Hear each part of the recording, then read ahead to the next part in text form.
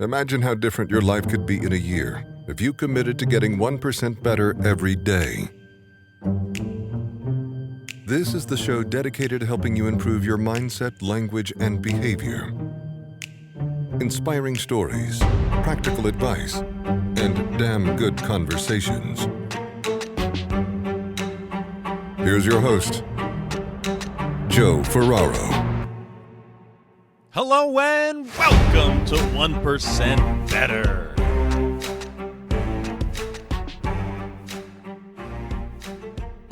Ikigai. It's not the latest sushi spot in LA, but it is a Japanese word that means one's reason for being. According to Tim Tamashiro, it's a verb: to serve, to create, to delight, to nourish, to provide, to teach, to heal, to connect, to build. Where are you finding your Ikigai?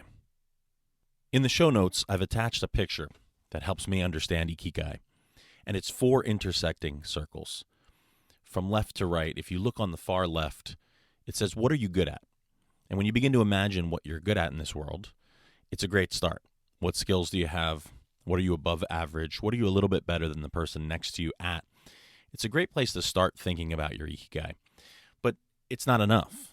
I mean, for years, I always enjoyed doing impressions. I was good at doing impressions of James Earl Jones in Field of Dreams. Baseball, Ray. Baseball has marched on like an army of steamrollers. It's been erased like a blackboard, rebuilt, and erased again. But baseball has marked the time. Ray Liotta in Field of Dreams. You wouldn't believe how many guys wanted to play here. We had to beat him off with a stick.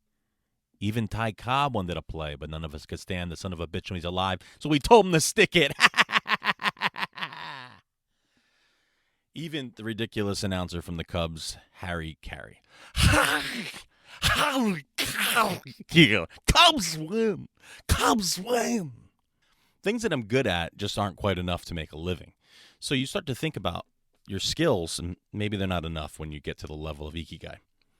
The top circle is what you love. And one time on a recent podcast, I answered food to that question. I'm not sure I can back down from it.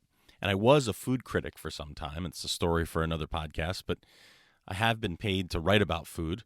I enjoy it, food and wine with my family and connecting. But again, to make it my life's mission, to make it my Ikigai, not there. What the world needs, that's the circle on the right. That could send us down a rabbit hole of charity work, which is beautiful. But the world needs so much, and does it need it from you? Does it need it from me? Every little bit helps, but we can get lost in thinking about service if it doesn't connect to exactly who we are. And then at the bottom circle, what you can be paid for, or as Tim will say, rewarded for. He calls it time affluence plus gifts plus rewards equals Ikigai. And this part makes people uncomfortable. This is the circle where imposter syndrome lives. This is the circle where, I'll do it and I'll help a friend because I'm good at it and I love it and she needs it. But to accept payment, oh no, I'm not that good. And I think that if this podcast journey has taught me anything, is that for many of those things, I'm not that good. I'm not good enough to get paid for it, love it, be good at it, and adhere to the world's needs. But there are certain things that over the course of 161 episodes, I've realized I can put into the category of Ikigai. And before I share with you what my Ikigai is, I ask you what yours is. What's that center of the circle, or the center of the 4 circles? At the top, what do you love? On the left, what are you good at? At the bottom, what are you paid for? And on the right, what does the world need? Take some time this week, piece of paper and a pen. Think about what it is that would be in the center. As you get closer to the center, you'll see things like passion, mission, vocation, profession. And I think many of us don't have that in our day jobs. I think it can be argued that I have Ikigai in the classroom. And while I pursue that every day and I still love it, on the side, I've been doing this podcast. I've been doing some speaking. I've been doing some different projects. And I don't think there's anything wrong with what Tim again says is a part-time Ikigai. So I might be lucky enough to have it in my classroom, but to get 1% better every day, I'm also seeking something else to supplement my income, supplement my interests, supplement helping people who need it. So what is your Ikigai? Think about it this week while I share mine. On episode 134, I released a show called The Secret Podcast, and in it I called for Marco Polo's, Snapchat's, Voxer, whatever the app of choice is, audio message.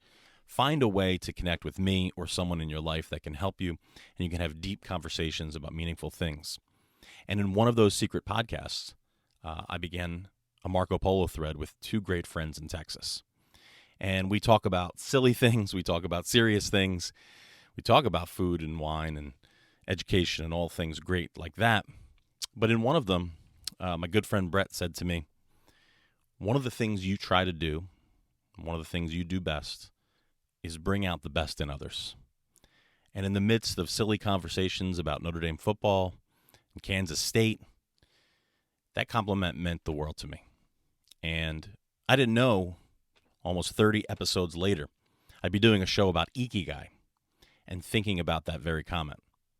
You see, recently, I signed on to coach an incredible writer. And I'm not coaching him in writing. I'm coaching him in communications. After a conversation, this gentleman asked me for feedback, and that happens more frequently than you might think, but very, very infrequently does someone take the feedback and follow through with it. And this person asked me about my coaching rates and asked me about my availability, and I had one but not the other ready to go. And recently we just had our 4th coaching session where we meet on the digital platform of your choice in video, and I prepare like a madman for these hour sessions. I listen to every podcast he's been on. I dissect everything he's written. I analyze the podcast hosts for the shows that he's going to be coming on, and I'm basically crafting my own vision for what this project would look like. My project in the 1% Better Project has become helping this writer become the best version of himself when it comes to communication. And I cannot tell you how affirming it is to know that I add value to his life, to know that he's willing, able, and ready to pay me for it, to know that I'm good at it, and to know that at least one person in the world needs it. And by proxy, if I can help him, he can then communicate his thoughts verbally and help others. And it's certainly something I love. And it wasn't until this week that I realized that I have landed squarely in the center of Ikigai. What am I good at?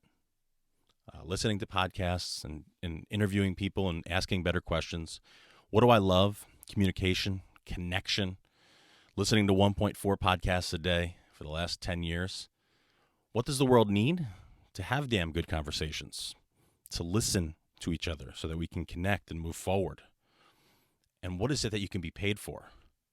I'm going to whisper this, but I didn't know you could be paid for being a communications coach. I mean, I knew it on some level, but the idea that this session has gone so well that he's going to sign up for another, and that this project is working so well that he's already referred me to someone else in Nashville. It's flattering, and sometimes doing a podcast, it comes across, at least in my psyche, as bragging. But those who have been around for the whole journey know that it's not, and know that I'm trying to push you one step closer, 1% closer to your Ikigai. And if you don't like the fancy Japanese name, then I encourage you to just think about it this way. What is it that you love, but that you're also good at, and that you think someone in the world needs? If you could find those 3 circles, besides finding your Ikigai, you can find that 4th circle. What is it that you can be paid for? And if that's not life affirming to you, you're probably not interested in getting 1% better. But since you're here, and it means so very much that you are, I hope you find your Ikigai this week. Thank you so much for listening. I'll be back next week with another damn good conversation. This is the 1% Better Podcast.